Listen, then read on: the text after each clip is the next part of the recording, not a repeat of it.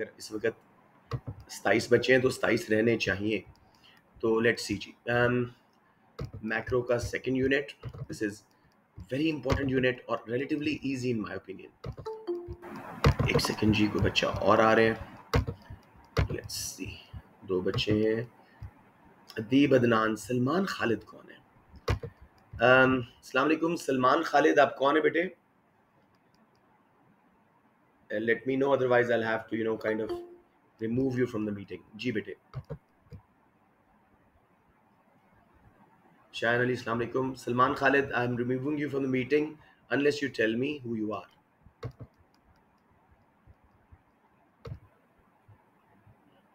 I don't think I've... कौन कौन कौन? Sir Nawaz Sharif sir. Nawaz Sharif.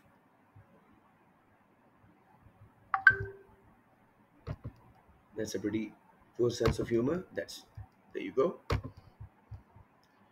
Right जी बेटे, प्लीज़ ये ग्रुप से बाहर शेयर ना किया करो दोस्तों में। It's my humble request, let's keep this class as disciplined and as nice as it is. मेरा मोटिवेशन लेवल ख़त्म हो जाएगा। आई एम टेलिंग यू, जब टीचर गिव अप कर जाता है बच्चों पे तो बहुत बुरा होता है, रिजल्ट्स ख़राब होते हैं। इस तरह पहले बच्चों ने एक दफ़ा किया था और उस साल मैंने नहीं पढ़ाई थी extra classes, result suffered. So please do not share it outside your groups. I trust your integrity on that. Right जी, let's move on to Raya. Assalamu alaikum Raya. Let's start G unit, money and inflation. और ये बहुत important unit है, like I keep mentioning again. कोई बच्चा आ रहा है, मोहम्मद बिन शफीक, चलें, दैट इज गुड। राइट जी, it is money and inflation, macro economics part 2 PDF। Right जी, so let's make a quick start. Oops, part 2 में निकाल लिया, पार्ट 1 निकालना था, my bad. Part 1 PDF। Right जी, प्लीज पूछते रहिएगा जहां मसला हो। बहुत आसान चैप्टर है बाज़ जगहों से, जैसे स्पेशली मनी वाला पार्ट। तो सबसे पहले मनी एंड इन्फ्लेशन के चैप्टर में ऑफ कोर्स हमने मनी से स्टार्ट करना है। मनी क्या है जी? Anything generally acceptable as a means of payment, या अगर आप लिख दो as a medium of exchange, totally totally acceptable. फिर मेरा बेटा, example of money in this modern day economy is notes and coins. But major form of money, ये आपको एमसीक्यू में भी आ जाता होता है, is in form of bank deposits. Notes and coins are just a fraction of a fraction of a fraction. असल पैसा तो बैंक अकाउंट्स में एग्जिस्ट करता है, रियल मनी। अब थोड़ी सी यहाँ पे मैं एक मनी सप्लाई का कॉन्सेप्ट आपको क्लियर करवा दूं। बच्चों को मनी सप्लाई और करेंसी सप्लाई, इन दोनों टर्म्स में कंफ्यूजन हो जाती है। Money supply is with in the boundaries of a country, जैसे पाकिस्तान के अंदर अंदर ये क्या होगा, जितने नोट्स एंड कॉइन्स सर्कुलेट कर रहे हैं और जितने बैंक डिपॉजिट्स मौजूद हैं। कुछ और फॉर्म्स ऑफ मनी भी हैं लेकिन उसको सिंपल रखते हैं। बैंक डिपॉजिट्स एंड कैश जो फिर रहा है हमारे पाकिस्तान के अंदर गर्दिश कर रहा है, वो है मनी, मनी सप्लाई। लेकिन करेंसी सप्लाई पूरी दुनिया में जो पाकिस्तानी रूपी सप्लाई हो रहा है, चाहे इंपोर्ट्स के थ्रू या उसकी डिमांड हो रही है फॉर एक्सपोर्ट्स के थ्रू, वो सारी currency supply that's beyond borders, anywhere in the world. कोई मनी चेंजर, कोई टूरिस्ट, कोई भी जब रूपी डिमांड करेगा या सेल करेगा, वो करेंसी सप्लाई की मार्केट होगी, फॉरेन एक्सचेंज मार्केट। सो दोनों कॉन्सेप्ट्स में जमीन आसमान का फर्क है। Money supply is with in the country and currency supply जो सिर्फ आपके एक्सचेंज रेट पे इफेक्ट करती है, पूरी दुनिया में है। किसी बच्चे को इस कॉन्सेप्ट में मसला आ रहा हो? Okay, someone again has requested to join. Mohammad Ali, Mohammad Ali मौजूद नहीं है पहले? Let's see. सर मैं एक पेशेंट वाला हूँ। आप मोहम्मद अली अमजद तो है ना, लेकिन दूसरा वाला मोहम्मद अली वो भी आया हुआ था, दोबारा ज्वाइन किया उसने। Let's see, hope it's him. चले जी, let's go to now proper definitions of money and everything. Money is anything generally acceptable as a medium of exchange, a means of payment. For example, notes and coins. But याद रखिएगा, major form of money 21st century economy में is in the form of bank deposits. In a broader sense, हर चीज money है जिसको ultimately liquid cash में convert किया जा सकता है। कोई भी asset, gold, silver, houses, shares, race में भागने वाला घोड़ा, anything like that is money. Right ji? So this is the concept of money. अब एक बात याद रखिएगा, as popular as they are these days, bitcoins, credit and debit cards, checks, are not money, they are instruments of credit या fiat money, या legal tender नहीं है किसी कंट्री में, जैसे पाकिस्तान में bitcoins are not a legal tender.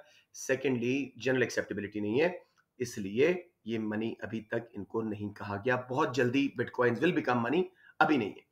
Credit and debit cards are just used to access your money या access a loan, cheques का भी यही काम है। तो these are all instruments of credit, not money. Please MCQ गलत ना कीजिएगा। नेक्स्ट जी, थोड़ा सा बार्टर के जमाने में जाते हैं, आज से कई हजार साल पहले, जब कोई कॉमन मनी नहीं थी, कोई नोट कॉइन नहीं थे, कोई बैंक डिपॉजिट्स नहीं थे, बार्टर सिस्टम चल रहा था, exchange of goods for goods या गुड्स फॉर सर्विसेज वट। जैसे फर्ज किया मैं आप लोगों को पढ़ाऊं, सिटी स्कूल मुझे बदले में पोटेटोज, फूड आइटम्स, मीट वगैरह दे दे बजाय पैसे के, तो ये बार्टर होगा। मैंने सर्विस दी, उन्होंने मुझे बदले में goods they the. There were many problems of barter, such as no double coincidence of wants, problems of divisibility, portability, durability वगैरह। ये क्या प्रॉब्लम थी जी? डबल कोइंसिडेंस ऑफ वांट्स क्या है? मेरे पास एप्पल्स हैं, आपके पास मैंगोज हैं, मुझे मैंगोज चाहिए, आपको एप्पल्स नहीं चाहिए, तो हमारी डील नहीं हो सकती। सेकेंडली, प्रॉब्लम ऑफ डिविजिबिलिटी, हमारी डील हो रही है, मुझे आपके मैंगोज चाहिए, आपको मेरे एप्पल्स चाहिए। मैं कहता हूं जी मुझे एक एप्पल के बदले में 2 मैंगोज चाहिए, ठीक है। आप कहते हैं नहीं जी, हमारी डील उस पर रेट ऑफ एक्सचेंज नहीं सेट हो रहा। फिर किसी के पास गाय है एज मनी, उसको बदले में फर्नीचर चाहिए, एक डोंकी कार्ट चाहिए, कुछ हे चाहिए, हे स्टैक। उसको 3 बंदे मिले हैं जिनके पास ये चीजें हैं, उनको गाय भी पसंद है, लेकिन अगर वो गाय को 3 पीसेस में कट करता है, it will die and lose its value. So divisibility के प्रॉब्लम्स, पोर्टेबिलिटी के प्रॉब्लम्स। कराची में आपकी गाय का एक बायर मौजूद है, लेकिन लाहौर से गाय को पुराने जमाने में सोचो लेके जाना कितना मुश्किल था। ड्यूरेबिलिटी प्रॉब्लम्स, मिल्क, चीज, butter were bad money because they would be very perishable. हाँ जी, कोई पूछना चाह रहा था कुछ? Okay, good enough. तो ये हो गया जी मनी। अब हम चलते हैं concepts of money, and this is just for MCQs. You want me to skip it, कि हम एमसीक्यूज के टाइम पे दोबारा एक बार देख लें? Let's try and cover the syllabus, इसको स्किप करते हैं, क्या ख्याल है? Okay sir. Okay, let's move on. अब आपका main topic, characteristics and functions of money. Characteristics are the qualities required in money to be able to perform its functions. जैसे अभी आप लोग फंक्शन परफॉर्म कर रहे हो स्टडीइंग का, उसके लिए कैरेक्टरिस्टिक क्या होना चाहिए? आप लोगों को एएस का स्टूडेंट होना चाहिए, या कॉम्पोजिट ए लेवल का इकोनॉमिक्स रखी होनी चाहिए। You should be awake, you should be listening, you should have a solid internet connection, all of these characteristics for one function of studying. तो मनी के जो 4 फंक्शंस हैं, उनको परफॉर्म करने के लिए हमें कई कैरेक्टरिस्टिक्स, कई क्वालिटीज मनी में चाहिए। सबसे बड़ी जो है वो है general acceptability. Money is not something that's always acceptable. Dollar दुनिया की स्ट्रॉन्गेस्ट करेंसी है। आपको मैं गारंटी कर सकता हूं कि वो डॉलर का नोट लेके जाएं लोकल दुकान पे, कोई छोटी दुकान हो, या फिर किसी फ्रूट वाले से या किसी से वेंडर से आप लेना चाहें, वो डॉलर नहीं लेगा, वो कहेगा मुझे रुपी दो। तो जनरली एक्सेप्ट होना जरूरी है, ऑलवेज नहीं। तो जनरल एक्सेप्टेबिलिटी होगी तो लोग पैसे के बदले में अपनी गुड्स एंड सर्विसेज देंगे, मीडियम ऑफ एक्सचेंज का काम कर सकेगी मनी। स्कार्सिटी, कोई भी चीज दुनिया की अगर अनलिमिटेड सप्लाई में, जैसे सनलाइट, ऑक्सीजन, इनके बगैर हम जिंदा नहीं रह सकते, लेकिन अनलिमिटेड सप्लाई है, कोई वैल्यू नहीं है, कोई प्राइस नहीं है। तो for money to have value it should have limited supply.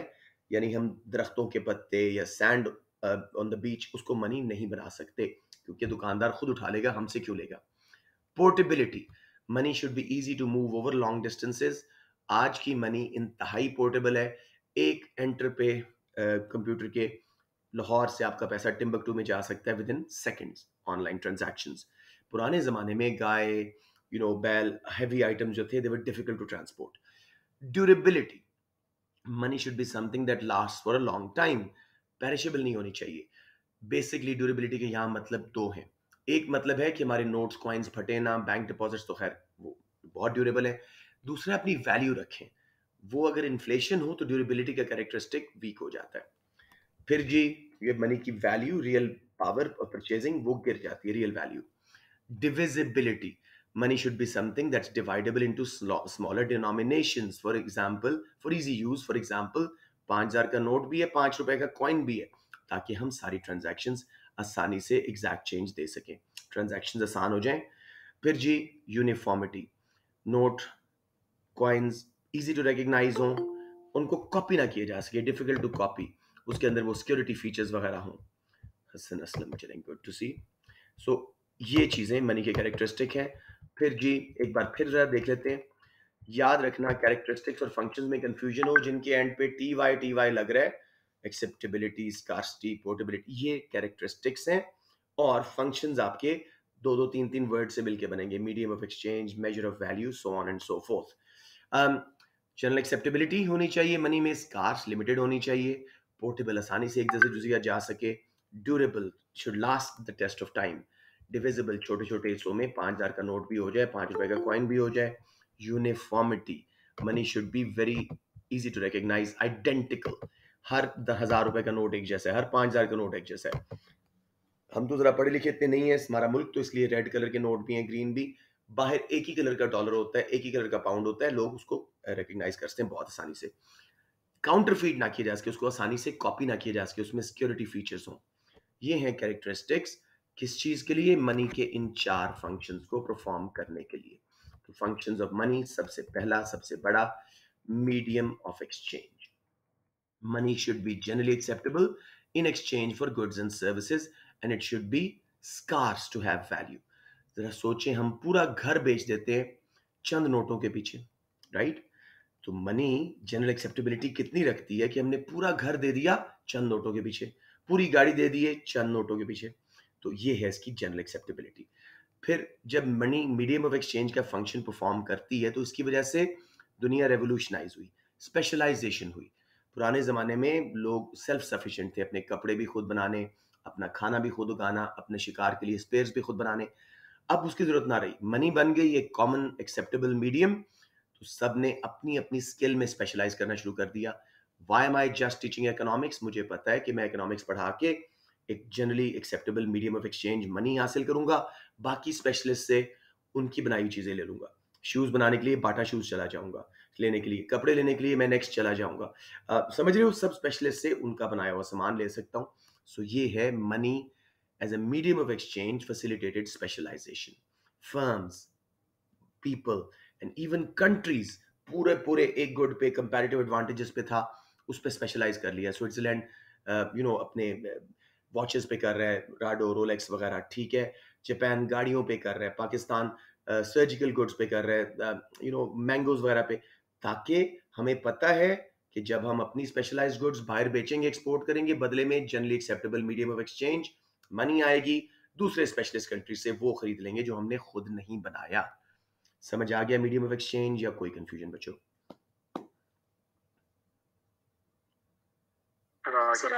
Okay, good जी।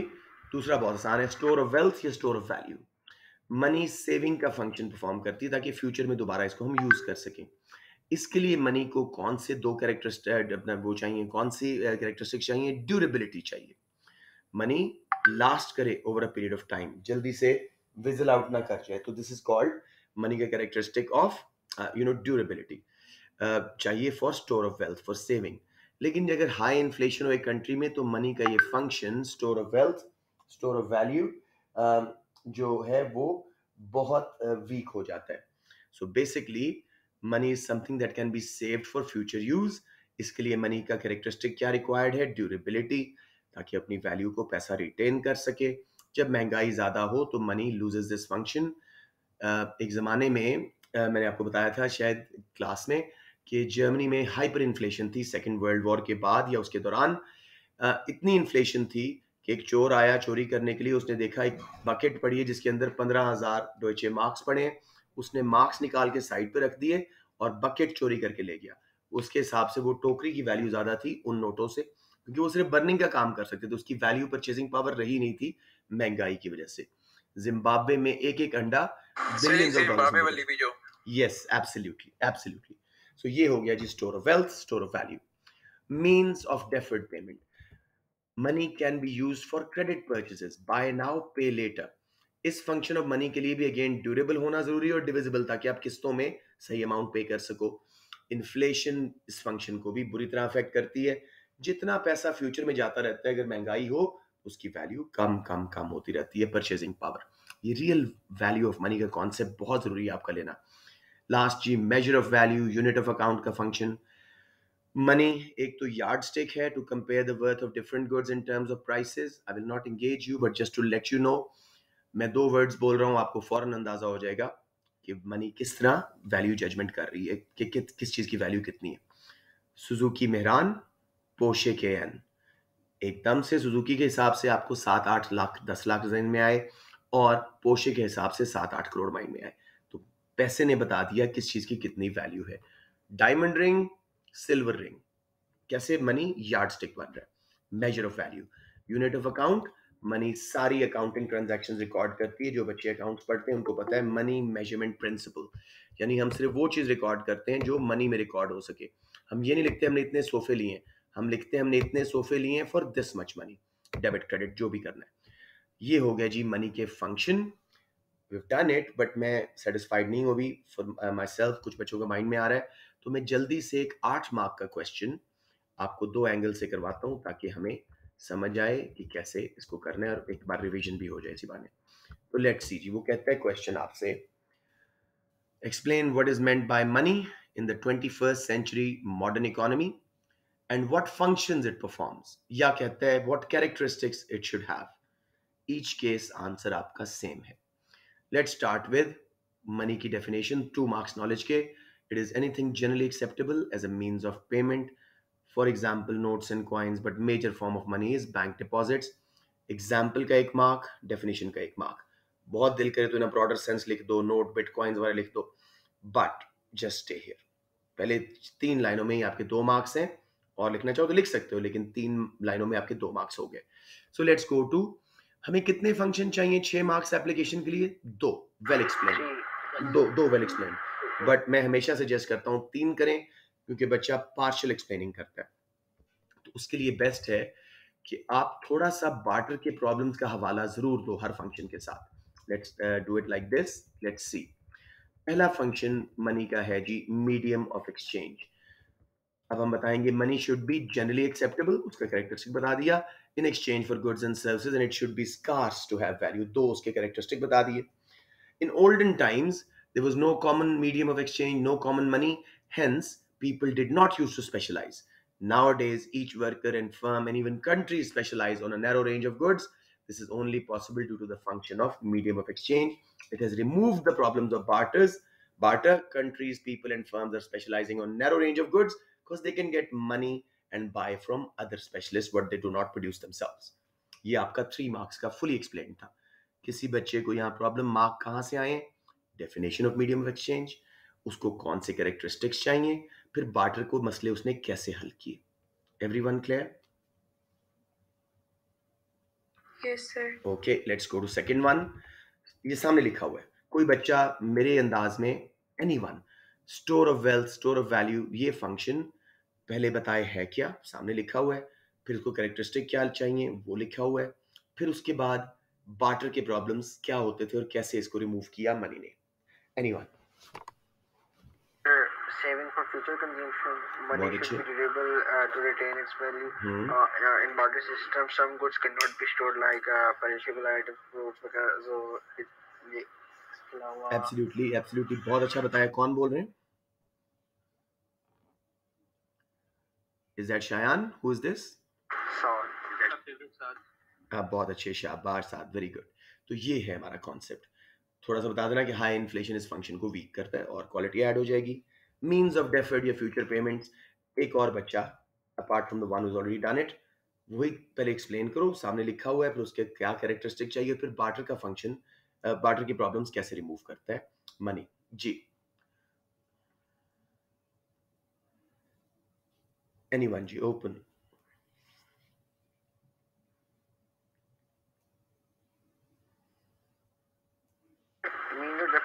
जी बेटे. अच्छा, इसमें से यही कि money should be used for credit purposes. साथ आप दोबारा कर रहे हो? Money should be scarred. दोबारा ना करो. I want someone else to do it now. Anyone जी? Some unexpected child. Adil Shahzad try करते हैं.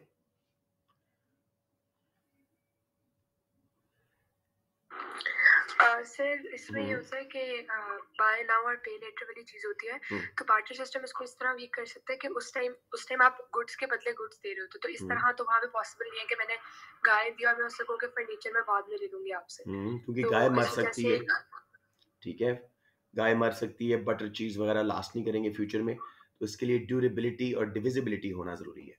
तो वेल डन उम्मे, थोड़ा फंक्शन को पहले ज्यादा बताना चाहिए था। इन्फ्लेशन भी जो है हमारी ये फंक्शन को मनी हमारे परचेजिंग पावर को भी वीक। बस जी 3 फंक्शन हो गए, done the job, very well.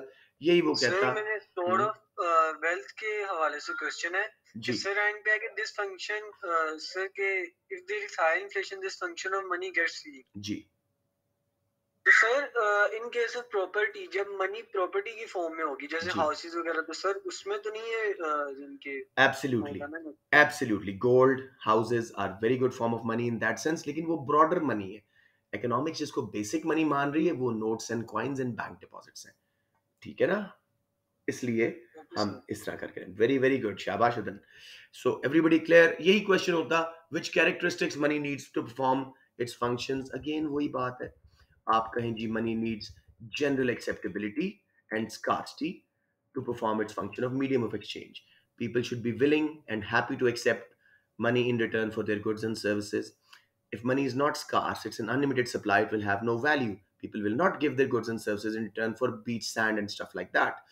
In olden times, there was no generally acceptable medium of exchange. Hence, money was not there and these characteristics were not there. As a result, people suffered and found it difficult to specialize on the goods they were best at. Firms and countries did not specialize. Medium of exchange function could not be performed. समझ रहे हो? इसी तरह durability divisibility की बात करो कि जी money को सेव करना है फ्यूचर के लिए, स्टोर ऑफ वैल्यू, तो मनी को ड्यूरेबल होना चाहिए, लॉन्ग टाइम लास्ट करे। डिविजिबल होना चाहिए, छोटी छोटी अमाउंट्स में आप सेव कर सको तो फ्यूचर के लिए बाद में यूज कर सको। लेकिन बार्टर के ज़माने में एग्स चीज़ वगैरह अच्छी मनी नहीं थे, ख़राब हो जाते थे, फ्यूचर में उनको दोबारा इस्तेमाल नहीं किया जा सकता था। साथ में inflation affects this function. Sir Shami को क्लास में ऐड कर दीजिए। किसको? शामी को। Okay just a moment. अस्सलाम वालेकुम शामी। लेट्स मूव ऑन जी। ये इस तरह करने का तरीका है, कुछ मेरे ख्याल मुश्किल तो नहीं हुई। Characteristic to function and function to characteristic, all clear? चले let's do some quick fire work before we get to inflation, proper उसका चैप्टर कॉन्सेप्ट। इन्फ्लेशन की बेसिक डेफिनेशन, इसमें मैंने बहुत गलतियां देखी हैं बच्चों की आमतौर पे। It's a very easy definition but बच्चे समहाउ इसको मिक्स एंड मैच करके कुछ अपना चालाकी करने की कोशिश करते हैं और इन्फ्लेशन की डेफिनेशन को बहुत खराब कर देते हैं। What is inflation? Constant rise, persistent या कांस्टेंट का वर्ड बोलना है, राइज का वर्ड बोलना है, in general price level of goods and services. खाली ये नहीं बोलना कि rise in prices of goods and services, no, price level बढ़ रहा है in an economy over a year. ये 3 मार्क की डेफिनेशन है।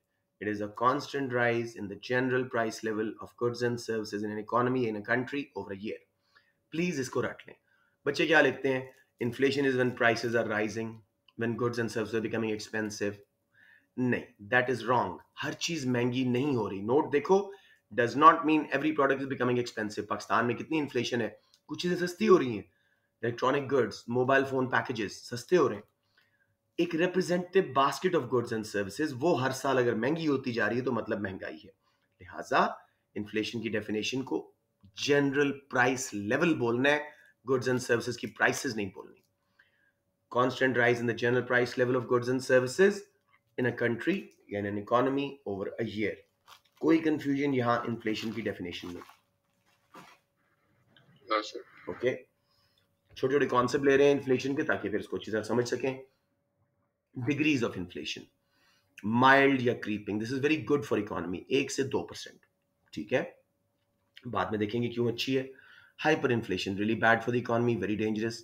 When price level rises very rapidly, 20% से above and no limit, जैसे जिम्बाब्वे में 87 sextillion%, 87 के बाद 21 zeros लगा दो, इतनी महंगाई थी per year. Daily prices double हो रही थी।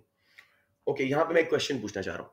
जिम्बाब्वे में डेली प्राइसेस डबल हो रही थी, 100% इन्फ्लेशन थी डेली। इसका क्या मतलब है? Next day real value of money कितनी रह जाएगी? अगर दिन में 100% महंगाई आई है? Sir half. वेरी गुड अदन, शाबाश।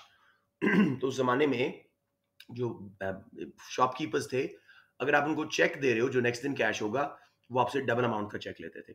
वो एक्सेप्ट नहीं करते थे उस अमाउंट को, कहते हैं कल तक ये डबल हो जाएगी price. That's the case. Next जी, high inflation reduces the value of money. Real value of money, purchasing power कम हो जाती है महंगाई में। ये कॉन्सेप्ट क्रिटिकल है समझना। किसी को ना समझ रहा हो मुझे बता दें। आज मेरे पास 100 रुपए में 10 चीजें खरीद पा रहा हूँ। Yes sure. आज मेरे पास बेटे 1000 रुपए में 10 चीजें खरीद रहा हूँ, हर चीज की प्राइस 100 है। लेट्स से अगले साल तक वही चीजें 10% महंगी हो जाएं, मैं कितनी चीजें खरीद सकूंगा? ओनली 9। मेरी रियल वैल्यू, परचेजिंग पावर गिर गई। क्लियर ऑन दैट मेरा बेटा? किसी को कंफ्यूजन यहाँ पे? ओके। अब one of the most repeated causes of inflation या types of inflation, demand pull, cost push. इसको आसानी से समझते हैं। डिमांड ने पुल किया, महंगाई आ गई। डिमांड बढ़ने से महंगाई आई, नाम बता रहे हैं आपको। It is due to rise in aggregate demand and aggregate supply can not be increased as economies on full employment, basically too much money chasing too few goods. बात समझ आ रही है या फिर समझा दूं? एग्रीगेट डिमांड बढ़ रही है, उसके किसी ना किसी कंपोनेंट में इंजेक्शन आ रहा है, C plus I plus G plus X minus M में, लेकिन सप्लाई नहीं बढ़ पा रही। हम अपने PPC के पास हैं या उस पर पहुंच गए हैं, फुल एम्प्लॉयमेंट पे हैं, लिहाजा चीजें महंगी हो जाएंगी। सबको बात क्लियर हो रही है? एग्रीगेट सप्लाई कौन सा है, मतलब शॉर्ट रन के लॉन्ग रन? लॉन्ग रन वाला बेटे, लॉन्ग रन वाला। यस, मैं ग्राफ दिखाता हूँ, ये वाला, ठीक है ना? Any injection in the components of aggregate demand, that is consumption, investment, government spending, exports minus imports. अब aggregate demand को बहुत अच्छी तरह समझो, पिछली क्लास में भी समझा था। ये आपको फिस्कल मॉनेटरी पॉलिसी में हर जगह पे बार बार आपको उसकी जरूरत पड़ेगी। So use aggregate demand and understand it. Answer string करना इतना आसान हो जाता है अगर आप उसके कॉम्पोनेंट साथ चलो। मसलन मैं आउट ऑफ लाइन बात कर रहा हूँ, गवर्नमेंट ने मॉनेटरी पॉलिसी में इंटरेस्ट रेट कम किया। अब हम इन पे इफेक्ट देखते हैं।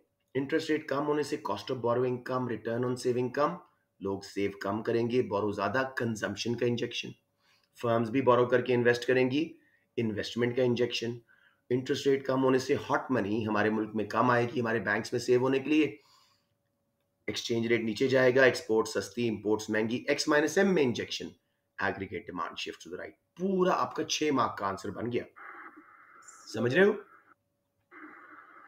जी बच्चे? सर हमारा हॉट इनफ्लो ना आने की वजह से एक्सचेंज रेट नीचे गिरता है, देखिए एक रीजन है। जी, हॉट मनी जब नहीं आती है हमारे मुल्क में तो एक्सचेंज रेट गिर जाता है। यस मैंने उल्टा तो नहीं बोल दिया था? Okay fine. You want me to redraw this graph बच्चों, या सबको समझ आती है इसकी? सर ओके है। ओके, जिसको नहीं आ रहा मुझे बता दो ताकि मैं दोबारा बना के आपको दिखा दूं। बहुत सारे लगे हुए हैं ना एग्रीगेट डिमांड कर्व्स, तो बच्चा कंफ्यूज हो जाता है बार बार। सर आप रीड्रॉ कर सकते हैं? Of course I can. Sir एक दफा इसको बना दें। जो वही मैं सोच रहा था, इसमें हमेशा जरूरत पड़ती है, तो व्हाई नॉट। अभी आखिरी रिवीजन्स है हमारी, तो let's not leave any stone unturned, कोई इशू नहीं है। इसमें कॉमन क्वेश्चन भी एक आता है, वो भी मैं आपको भी करवाता हूँ। So let us just quickly do it now. I hope my thing is on charge. Yes it is ji.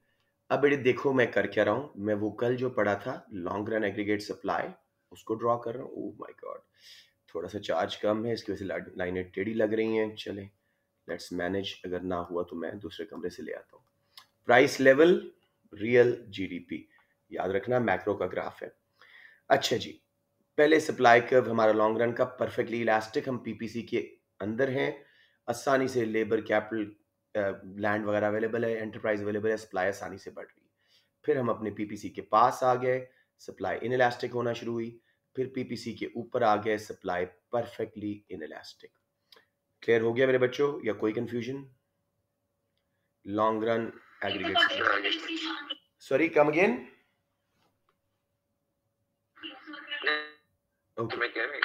Okay, अब मैं पहला 2 एग्रीगेट डिमांड कर्व्स का सेट लगा रहा हूं परफेक्टली इलास्टिक पार्ट में, बिलो फुल एम्प्लॉयमेंट में।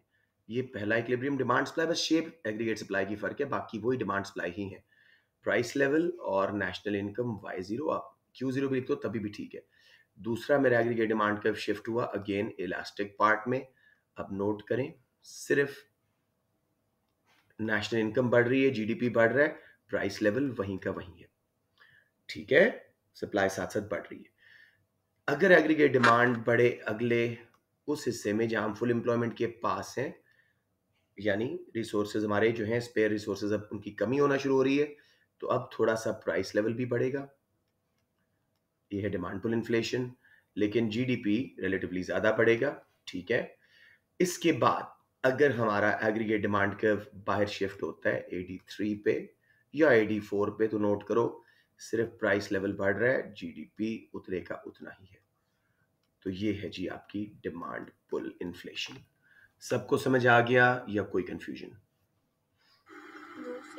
सर जो हमारा एग्रीगेट डिमांड 2 का कर्व है उसके नीचे लाइक वाइट 0 से वाइट जो हमारा वो सरप्लस बनेगा, अगर देखें तो सरप्लस नहीं बनेगा बेटे, एग्रीगेट डिमांड बढ़ी है, एग्रीगेट सप्लाई थोड़ी बढ़ सकी, इसलिए जीडीपी बढ़ा जरूर है, लेकिन साथ साथ महंगाई भी आ गई है, उतनी सप्लाई नहीं बढ़ सकी, शॉर्टेज हो रही है थोड़ी सी। Okay sir. Yes, okay, now let's see one thing. तो ये राशनिंग के लिए प्राइसेस राइज हो रहे हैं? किसके लिए, किसके लिए? राशनिंग। राशनिंग कहां से यहाँ पे आ गई? हाउ? प्राइसेस इसलिए बढ़ रही हैं कि एग्रीगेट डिमांड बढ़ रही है, लेकिन सप्लाई साथ में नहीं बढ़ पा रही, इसलिए महंगाई आ रही है। यस और नो? फिजा समझ आई बात? जी सर। ओके, यहां पे हम एक क्वेश्चन करते हैं, वैसे है आउट ऑफ स्केच लेकिन सामने है तो मैं करवाता हूं भी आपको। Discuss if a rise in money supply in a country, या वो क्या वैसे ही, discuss if a rise in aggregate demand in a country, discuss how a rise in aggregate demand या money supply in a country will affect prices, output and employment. 3 variables उसने बोले, prices, output, employment. Aggregate demand बढ़ रही है, money supply बढ़ने से भी aggregate demand बढ़ती है। वो कहता है अगर ऐसा हो कि एग्रीगेट डिमांड बढ़े या मनी सप्लाई बढ़े जिससे एग्रीगेट डिमांड बढ़ती है, तो क्या इफेक्ट पड़ता है प्राइसेस पे, आउटपुट पे, एम्प्लॉयमेंट पे? तो हम कहेंगे यस, एम्प्लॉयमेंट भी बढ़ेगी, जीडीपी भी बढ़ेगा, लेकिन कहाँ पे, कहाँ पे? पहले हम बात करेंगे if aggregate demand curve rises and shifts in the perfectly elastic part of long run aggregate supply where below full employment there are spare resources are available from AD0 to AD1, only employment and output will increase, real GDP will rise, price level will not rise. Follow कर रहे हो मेरी बात? Are you getting my point? इसको step by step बताना है. Next G, if aggregate demand rises further from AD1 to AD2 due to rise in money supply, now there's a greater rise in real GDP from Y1 to Y2, hence employment and output will increase by a greater margin compared to rise in price level from P0 to P1.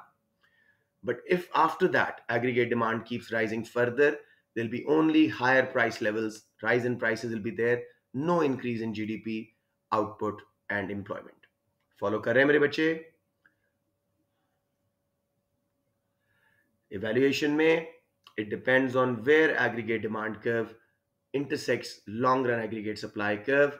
If it intersects in the perfectly elastic part where we're below full employment inside PPC, only employment and output will increase, prices will not.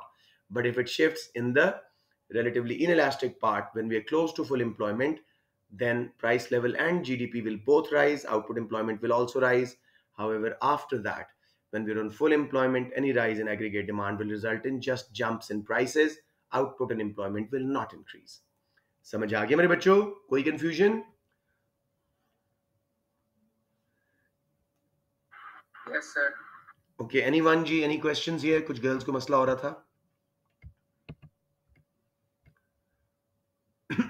Okay, I guess not. ये वो graph है, अब सारा explained है, जो मैंने भी जुबानी बताया सारा एक्सप्लेन्ड है। उसके बाद factors causing rise in aggregate demand and demand pull inflation. Consumption हमारे 4 हिस्से हैं, C plus I plus G plus X minus M, उन सबको बिकॉज इतनी बार हम कर चुके हैं, मैंने सिर्फ वर्ड एक एक लिख दिया ताकि आप खुद एक्सप्लेन करें। डायरेक्ट टैक्सेस का रिड्यूस होना, उससे डिस्पोजेबल इनकम बढ़ेगी, कंजम्पशन बढ़ेगी, लोगों के पास पैसा ज्यादा बच गया टैक्सेस से। एज अ रिजल्ट कंजम्पशन के इंजेक्शन की वजह से एग्रीगेट डिमांड बढ़ेगी, अगर सप्लाई नहीं बढ़ सकी साथ साथ डिमांड पुल इन्फ्लेशन। ऐसे ही सबको एक्सप्लेन करना है। Incomes rise, people will buy more goods and services, consumption will be injected into aggregate demand. However, if aggregate supply cannot be risen as we're on full employment, demand pull inflation. इसी angle से मुझे population rise का कोई बच्चा बताओ कैसे aggregate demand shift और फिर डिमांड पुल इन्फ्लेशन करवाओगे। If population rises in a country, what will happen? Sir फायर्स बढ़ जाएंगे। उसके, हाँ शाबाश, उसे कंजम्पशन का इंजेक्शन आएगा, और अगर सप्लाई नहीं बढ़ सकी तो डिमांड पुल इन्फ्लेशन। समझ आ गई? यस। अब नेक्स्ट है जी आय, इन्वेस्टमेंट। सर को बोल रहे हैं बच्चे, बताएं। नहीं सर, बता रहे। ओके ओके, नेक्स्ट है जी इन्वेस्टमेंट। ये क्या होता है? इन्वेस्टमेंट के बारे में आज एक बच्चे ने मुझे क्वेश्चन भेजा था और वाकई बड़ा गलत कॉन्सेप्ट था, मैं इसलिए क्लियर कर दूं। उन्होंने कहा जी इंटरेस्ट रेट कम हो रहा है और आपने लिखा हुआ इन्वेस्टमेंट बढ़ेगी। मैंने कहा बिल्कुल ऐसे ही होगा सर। इन्वेस्टमेंट तो कैपिटल गुड्स के ऊपर होती है। हाँ, यही मैं समझाना चाह रहा हूँ। उसने इन्वेस्टमेंट को क्या समझा था कि इंटरेस्ट रेट कम हुआ, हॉट मनी हमारे बैंक्स में कम आ रही है। Those are capital inflows, money inflows outflows, they are not investment जो बैंक्स में रखी जाती है। इकोनॉमिक्स में investment is not in anything else but capital goods, roads, machinery, factories, plants. ठीक है, तो इन्वेस्टमेंट के फैक्टर्स देख लेते हैं जी। इंटरेस्ट रेट इसमें भी कॉमन है, इंटरेस्ट रेट कम हुआ, cost of borrowing come, firms will borrow more, invest more, aggregate demand will rise. If we're close to full employment or on full employment, aggregate supply cannot increase, demand pull inflation will occur. Future confidence, Hassan, can you explain this one? Future confidence से कैसे, अगर future confidence बड़े लोगों का या firms का इस case में, तो इन्वेस्टमेंट पे क्या असर पड़ेगा और फिर एग्रीगेट डिमांड पे और फिर डिमांड पुल इन्फ्लेशन पे? सर फ्यूचर कॉन्फिडेंस इंक्रीज होगा तो डिमांड एग्रीगेट डिमांड राइट पे शिफ्ट हो क्यों? जाएगी। क्यों? Because of firms investing more. Future confidence उनको लग रहा है बहुत सेल्स होने वाली हैं, इकोनॉमी में प्रॉफिट हम कमाने का चांस है, वो ज्यादा फैक्ट्रियां लगाएंगे, एक्सपेंशन करेंगे। समझ रहे हो? उससे एग्रीगेट डिमांड बढ़ेगी। यस यस बच्चे, सर हम इसमें बता सकते हैं लाइक अनएम्प्लॉयमेंट कम होगी। बिल्कुल बताओ, लेकिन again that will go of the range, mark ना एक्सपेक्ट कीजिएगा। माहिन, आई वुड सजेस्ट इसके क्वेश्चन को माइंड में रखो, डिमांड पुल इन्फ्लेशन वो पूछ रहा है। So forget employment, forget GDP, कोई फायदा नहीं उन बातों करने का। सिंपली मेरा बेटा, interest rate, future confidence increases, firms feel that there'll be more sales, there's chance for expansion, they will invest more, buy more machinery, add more factories. आय का इंजेक्शन आएगा इन एग्रीगेट डिमांड में, aggregate demand curve will shift to the right, and if aggregate supply cannot be increased as we are on full employment, demand pull inflation will occur. समझ आ गया Mahin? Yes sir. आप subsidies का please मुझे कर दो। Subsidies दी हैं government ने, उससे इन्वेस्टमेंट पे असर, एग्रीगेट डिमांड पे असर और फिर डिमांड पुल इन्फ्लेशन पे। Forget employment and everything else. जी बोलिए सर। सब्सिडीज के देने से government Mahin will do it. जी बेटे। सर सब्सिडीज देने से कॉस्ट ऑफ प्रोडक्शन इंक्रीज होती है। बहुत अच्छे, उससे क्या होगा? जिसकी वजह से आप ज्यादा दे सकते, मतलब ज्यादा सेल कर सकते हैं, ज्यादा कर सकते हैं क्या? डिमांड, हाँ, इन्वेस्टमेंट ज्यादा होगी तो बहुत हमारा अच्छे, इन्वेस्टमेंट ज्यादा है तो फिर उसके बाद हमारी aggregate demand shift to the right. बहुत अच्छे। और अगर सप्लाई नहीं बढ़ सकी तो डिमांड पुल इन्फ्लेशन। तो फिर demand. Perfect, Mahin. This is 3 out of 3. This is how you're going to do it, okay? Do not diverge to employment here and there. Same goes for Bakhtavar, Mariam, all of you. Stick to the point. जी बेटे, government spending, ये भी एक injection है हमारा C plus I plus G in aggregate demand. Government कब spending ज़्यादा करती है, या इलेक्शन के पास पॉलिटिकल रीजंस, या अनएम्प्लॉयमेंट ज़्यादा है तो वो एग्रीगेट डिमांड बढ़ाना चाह रहे हैं, फिजिकल पॉलिसी एक्सपेंशन ही कर देते हैं, स्पेंडिंग ज़्यादा करते हैं, टैक्सेस कम लेते हैं, या फिर उनको लगता है ज़्यादा स्कूल्स, हॉस्पिटल, स्ट्रीट लाइट्स बनानी है, डिफेंस पे लगाना है। Each case, injection of government spending will shift aggregate demand to the right. If aggregate supply cannot match it, demand pull inflation will occur. सब बच्चों को 100% क्लियर है बच्चों? Yes sir. Very good. Net exports, net exports क्या है जी? Value of exports minus imports, ये भी एग्रीगेट डिमांड का एक हिस्सा है। एक्सचेंज रेट डेप्रीशिएट हो या गवर्नमेंट उसको डी वैल्यू करे, याद रखना डेप्रीशिएट डिमांड सप्लाई से ऑटोमेटिकली होता है, डी वैल्यू गवर्नमेंट जानबूझ के इंटरेस्ट रेट्स रिजर्व्स यूज करके नीचे लाती है, वो हमने बाद में पढ़ने दोबारा। Reduced exchange rates will reduce export prices, demand for exports will rise. Imports will become expensive, their demand will fall. अब माइक्स बंद कर दो बेटे, बाद में पूछ लेना। X minus M will increase and demand pull inflation will occur if aggregate supply cannot be increased. जी अब बताएं। से वो था कि जब जी माइन ज्यादा होगी कंज्यूमर्स की तो कंजम्पशन ज्यादा होगी तो इससे एग्रीगेट डिमांड से आपकी आवाज कट रही है, एक बार फिर बताते हो क्या कह रहे हो? I couldn't hear you properly. अब कंज्यूमर्स की इनकम ज्यादा होगी, कंजम्पशन ज्यादा होगी। हाँ, आप एक्सचेंज रेट वाला फैक्टर कर रहे हो कोई और कर रहे हो? सर आई गेस वो पिछला वाला पूछना है। आप इन्फ्लेशन पे भी बाद में आते हैं, ठीक है, सही बोल रहे हो, लेकिन इन्फ्लेशन पे बाद में आते हैं। एक्सचेंज रेट डेप्रीशिएट होने से दोनों इन्फ्लेशन आती हैं, डिमांड पुल कॉस्ट पुश। यहाँ हम डिमांड पुल की बात कर रहे हैं। एक्सचेंज रेट बेटे नीचे गया, डी वैल्यू हुआ, गवर्नमेंट ने किया। एक्सचेंज रेट सस्ते होने से, हमारी करेंसी नीचे जाने से export prices Giri, demand for exports बढ़ी। इंपोर्ट्स महंगी हुई, उनकी डिमांड गिरी, अगर इलास्टिक डिमांड थी दोनों की। एक्स माइनस एम में इंजेक्शन आया, एग्रीगेट डिमांड बढ़ी, डिमांड फॉर इन्फ्लेशन। समझ आ गया बच्चे? आपका माइक बिल्कुल, मुझे आवाज़ नहीं आ रही, माइक बंद कर दो। Let's keep on moving, you can stay back after the class and ask me. Next जी, यूज ऑफ प्रोटेक्शनिज्म। अगर गवर्नमेंट एक्सपोर्टर्स को सब्सिडीज दे रही है, इंपोर्ट्स के ऊपर टैरिफ कोटाज लगा दी है, बैन्स लगा दिए हैं, तो एक्सपोर्ट्स ज़्यादा इंपोर्ट्स कम, एक्स माइनस एम में इंजेक्शन, एग्रीगेट डिमांड बढ़ी, डिमांड पुल इन्फ्लेशन अगर सप्लाई नहीं बढ़ सकी। Quality of exports and imports, अगर हमारी एक्सपोर्ट्स की क्वालिटी ज़्यादा अच्छी है, इंपोर्ट्स की क्वालिटी हल्की है, हमारी एक्सपोर्ट्स ज़्यादा बिकेंगी, मुल्क में पैसा ज़्यादा आएगा। इंपोर्ट्स पे हम कम पैसा लगाएंगे, वो बुरी क्वालिटी की हैं। एक्स माइनस एम में इंजेक्शन, एग्रीगेट डिमांड राइट पे शिफ्ट, सप्लाई नहीं बढ़ी तो डिमांड पुल इन्फ्लेशन। सब बच्चों को क्लियर हो गया यहाँ पे? ओके जी, cost push inflation, this is due to rise in input cost, factors of production, land, labour, capital. अगर ये महंगे हो जाएं तो वही रिवेंटस वाले factors, this will increase cost of production, aggregate supply will fall and price level rises. Graph देखो, short run aggregate supply curve left पे शिफ्ट कीजिएगा, प्राइस लेवल बढ़ेगा। ये ज्यादा बुरी है, इससे अनएम्प्लॉयमेंट भी आती है compare to demand pull inflation.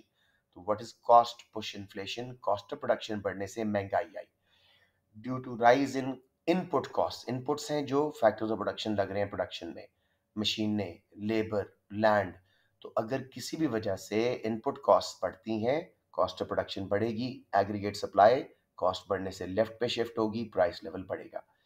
Factors causing cost push inflation वही सप्लाई वाले, रिवेंटस, रॉ मटेरियल प्राइसेस महंगे हुए, कॉस्ट ऑफ प्रोडक्शन बढ़ी, सप्लाई कर्व लेफ्ट पे शिफ्ट हुए, एग्रीगेट सप्लाई कर्व्स, इन्फ्लेशन आ गई। Indirect taxes, indirect taxes please याद रखिएगा, सप्लाई का फैक्टर है, पूरा चैप्टर पीछे पढ़ के आए, कंज्यूमर प्रोड्यूसर सरप्लस सब देखा है। इनडायरेक्ट टैक्सेस लगे, कॉस्ट ऑफ प्रोडक्शन बढ़ी, एग्रीगेट सप्लाई गिरी, कॉस्ट पुश इन्फ्लेशन। वेजेस बढ़ी, same thing, interest rate, natural disasters, technology, removal of subsidies. सब बच्चों को 100% क्लियर हो गया? ये शॉर्ट रन एग्रीगेट सप्लाई के फैक्टर्स। अब एक क्वेश्चन पूरा सॉल्व करते हैं जी। Explain how a fall in exchange rate of a country can। हाँ जी जी मेरा बेटा। जी शेख समझा। सर मैंने यही सवाल पूछना था कि जब आपका एक्सचेंज डेप्रिशिएट हो जाए उससे कॉस्ट पुश इन्फ्लेशन कैसे आती है? अभी वही कर रहे हैं, ये आंसर इसमें आ जाएगा, ठीक है। So let's just go for it. Again की टर्म्स क्या हैं जी? एक्सचेंज रेट और उसका फॉल बताना, फिर जी कॉस्ट पुश और डिमांड पुल, वो वैसे नीचे भी डिफाइन हो सकते हैं लेकिन यहीं पे कर देते हैं। Exchange rate is the price या value of one currency in terms of another. Example, £1 is equal to $1.5. ये एक मार्क आ गया। Cost push inflation is when input costs rise. As a result, aggregate supply shifts to left and inflation occurs. Demand pull inflation is when there is an injection in aggregate demand. Due to C plus I plus G plus X minus M, किसी में भी injection आए, aggregate demand rises but aggregate supply cannot, as we're on full employment, demand pull inflation occurs. मैंने एहतियातन तीनों यही define कर दिए. 3 marks for cost push. Hamza आप देखिएगा, devalued exchange rate या depreciated exchange rate means imported items, especially raw materials, will become expensive. Domestic firms importing raw materials will experience increase in cost of production. Aggregate supply curve will shift to left. Cost push inflation will occur as firms will pass the rise in cost in form of higher prices. ये भी आपके mock में भी आया था. सबको समझ आ गया ये? हमजा, कॉस्ट पुश इन्फ्लेशन कैसे आ रही है? जी सर. यस. फिर जी ग्राफ डिस्क्रेशनरी, उसने मांगा नहीं, बना दो, अच्छी बात है, बनाओ तो एक्सप्लेन करो. Demand pull inflation. Fall in exchange rate will make exports cheaper. Demand for exports will rise in international market due to increased international competitiveness. Imports will become expensive and demand for imports will fall. X minus M component of aggregate demand will rise, causing demand pull inflation if aggregate supply cannot rise. सिर्फ एक shift करो, बहुत सारे shift की जरूरत नहीं है. Long run aggregate supply curve लगाओ, पहले परफेक्टली इलास्टिक, फिर इनइलास्टिक, फिर परफेक्टली इनइलास्टिक, पीपीसी के साथ लिंक है. एग्रीगेट डिमांड राइट पे शिफ्ट हुई, देखो प्राइस लेवल बढ़ा, साथ साथ रियल जीडीपी भी बढ़ा. क्लियर सब बच्चों को? कॉस्ट पुश का यस यस यस. सर ये जो आपने पीपीसी बनाया है, ये फुल एम्प्लॉयमेंट को दिखाने के लिए? मैंने बेटे 3 हिस्से दिखाए हैं ना. देखो पहले जब परफेक्ट इलास्टिक है, हम पॉइंट यू पे हैं. ए पॉइंट हम पीपीसी के पास आ गए, इन इलास्टिक होना शुरू हो गया, अब स्किल्ड वर्कर्स वगैरह नहीं मिल रहे, अच्छी लैंड नहीं मिल रही. B point full employment. ठीक है ना, मैं आपको समझाने के लिए बस बनाया था. यस. और कॉस्ट पुश का ग्राफ सिंपल सप्लाई कर्व को, एग्रीगेट सप्लाई कर्व को लेफ्ट पे शिफ्ट कर दे, शॉर्ट रन वाली को. आप खाली एएस भी लिखेंगे, नो वरीज. अब मेरा बेटा एक और क्वेश्चन है, उसको भी जल्दी से करके खत्म करते हैं आज की class. I have to start my A2 class. Explain the difference in cost push and demand pull inflation and one reason why each may occur. अब क्योंकि वो वन रीजन कह रहे हैं, हमें बहुत इलैबोरेट बतानी होगी. तो हम स्टार्ट करते हैं जी. नॉलेज के marks, cost push, demand pull inflation दोबारा डिफाइन करूं या सबको क्लियर है? बताइएगा जल्दी से. क्लियर है. ओके. 3 मार्क्स फॉर, हाँ 3 मार्क्स फॉर कॉस्ट पुश. इसमें मैंने कैसे किया जरा देखिएगा कि उसी वेजेस वाले फैक्टर को जरा एक्सटेंड किया. Rise in wages due to trade union pressure, trade union जो वर्कर्स के ग्रुप्स जो प्रेशर डालते हैं हमारी वेज बढ़ाओ, या use of minimum wage law by the government will raise cost of production for firms. Aggregate supply curve will shift to left. Let लिखा गया shift to left. Cost push inflation will occur as producers will pass on some of the risen cost to consumers. यहाँ मैं लिखा है graph बनाएं, because ये 3 marks है, we don't want to leave the third mark off. Explain करें उसको. फिर 3 marks for demand pull may occur due to any injection in components of aggregate demand, C plus I plus G plus X minus M. Let's take government spending for example. It may increase due to recession and high unemployment in the economy, and government will raise its spending to increase aggregate demand. They may spend more to gain popularity closer to general elections, or to be providing more merit and public goods to raise living standard, etc. मैंने 3 angle बता दिए जिस तरह government spend करती है. All of this will shift aggregate demand to the right. If economy is near or on full employment, demand pull inflation will occur. यहाँ पे मैं क्लास खत्म कर रहा हूँ. कोई कंफ्यूजन मनी में उसके फंक्शंस, कैरेक्टरिस्टिक्स, उसके बाद inflation, demand pull, cost push, definition of inflation, factors of demand pull, cost push, कोई कंफ्यूजन बच्चों? सर मेरा एक छोटा सा सवाल है. जी हमजा. जो मेजरमेंट ऑफ इन्फ्लेशन है वो पेपर में किस तरह आती है? बेटे आज से कोई 4 साल पहले आई थी और सिर्फ 2 मार्क्स का उसका हिस्सा था, बाकी सारा बास्केट बनाए बगैर आंसर था. So I don't think you will get a question on measurement of inflation. Long question नहीं आएगा, लेकिन एहतियातन हम पढ़ेंगे. अब देख लेना, उसके स्टेप्स बताते जाना बस. या कल हम यहाँ से स्टार्ट करेंगे. एक फैक्टर जरा याद रखना, सबसे important factor of cost push inflation is wage price spiral. Wage firms ने बढ़ाई वर्कर्स की, ट्रेड यूनियन का प्रेशर था, उसको बढ़ाने से कॉस्ट ऑफ प्रोडक्शन बढ़ी, एग्रीगेट सप्लाई कम, कॉस्ट पुश इन्फ्लेशन. अब वर्कर्स दोबारा शोर मचाएंगे, जी महंगाई है हमारी, वेज कम है, वो दोबारा फर्म्स वेज बढ़ाएंगी, फिर कॉस्ट पुश इन्फ्लेशन. ये साइकिल चलता रहेगा हत्ता कि गवर्नमेंट इंटरवीन करे और वेजेस को कंज्यूमर प्राइस इंडेक्स से यानी महंगाई से लिंक कर दें. एक सबसे इंपॉर्टेंट फैक्टर इन्फ्लेशन का wage price spiral, cost push का. और डिमांड पुल का सबसे इंपॉर्टेंट मनी सप्लाई का बढ़ना. मनी सप्लाई मुल्क में बढ़े, again with in the country, bank deposits and cash वगैरह, चाहे बाहर से पैसा आ रहा है, एक्सपोर्ट से ज़्यादा इंपोर्ट्स पे कम जा रहा है, जिस वजह से भी मुल्क में मनी सप्लाई बढ़े, एज अ रिजल्ट आपका एग्रीगेट डिमांड कर्व बढ़ता है, बाहर शिफ्ट होता है, सप्लाई ना बढ़ सके तो डिमांड पुल इन्फ्लेशन आती है। मनी सप्लाई बढ़ने से कंजम्पशन, इन्वेस्टमेंट सब कुछ बढ़ता है। समझ आ गई बात? अच्छा, इट्स वेरी लेट नाउ। जी जी पूछ लें जल्दी से। सर एक हाई इंटरेस्ट रेट से yes inflation, demand pull inflation कैसे कम होती है? हाई इंटरेस्ट रेट से दोनों कैसे कम होती हैं? Yes sir. Okay, cost push तो नहीं होगी, लेकिन लेट्स डिस्कस हाउ। उससे भी एक तरीका है। डिमांड पुल तो सिंपली बेटे it's expansionary monetary policy Ryan. आपने इंटरेस्ट रेट बढ़ाया, कॉस्ट ऑफ बोरोइंग ज्यादा, रिटर्न ऑन सेविंग ज्यादा। डिमांड पुल क्लियर है? कॉस्ट पुश पूछ रहे हो? हाँ जी सर, उसमें क्या हुआ था कि हाँ उन्होंने दिए हुए थे कि ये बताने के लिए कि कैसे कॉस्ट पुश इन्फ्लेशन ज्यादा होगी इंटरेस्ट रेट बढ़ने से। ज्यादा भी होती है। कम वाली समझ आ गई है?